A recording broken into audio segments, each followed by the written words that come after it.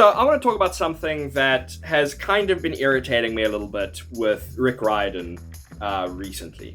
Now, I can't speak to a lot of his more recent stuff, like the Nico D'Angelo books, Sun and Stars, I believe it's called. But mostly it has to do with the Percy College Acceptance trilogy, or duology currently, because at the time of recording this, the third one hasn't been released.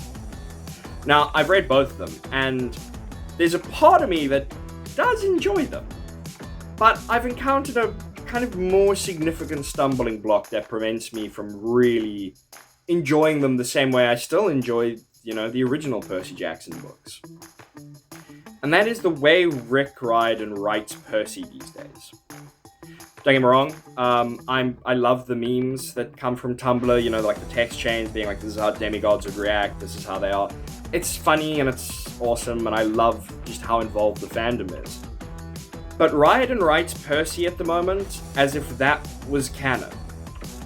There's one sentence, paragraph, call it what you will, that I remember very vividly from the first book, I think, which was Percy's, coming up against a creature or monster or whatever, it doesn't really matter.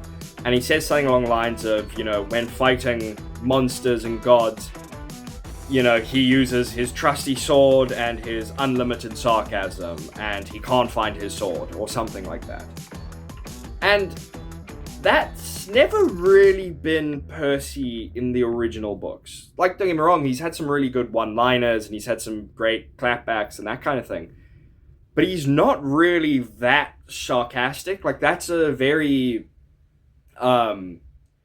fandom lens of looking through the character, which, don't get me wrong, has led to some awesome stuff, like I said, and there have been videos on it, and little shorts and TikToks and whatever that I've enjoyed.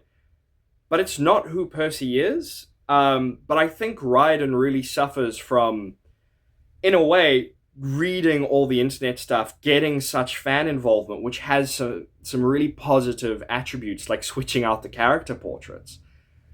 But it also means his writing gets continually affected by it. And I don't know whether that's because he's trying to, stay updated with the times. We're now in the TikTok generation, whereas by the time of The Last Olympian, Blackberries were the new hip and modern thing.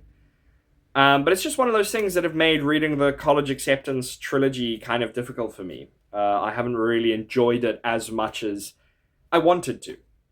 But, let me know your thoughts down in the comments below.